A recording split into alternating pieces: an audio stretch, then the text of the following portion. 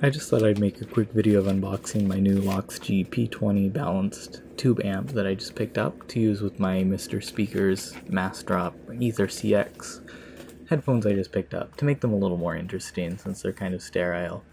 Now I'm also going to be going over a couple upgrades I'm going to be doing to this unit, one of which will be upgrading the power supply from the included 1.4 amp to a 3 amp power supply, as well as some new old stock GE tubes, I believe, 5670W. I'll put that in the video if that was incorrect.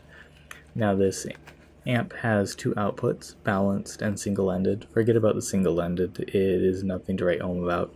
The 4-pin XLR output is all you should be concerned about.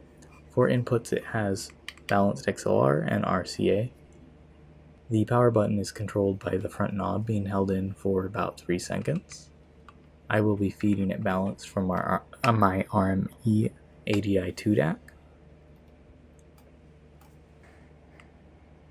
The inputs and outputs are both controlled by the knob and a small menu system. Those are the only settings that can be changed on the unit.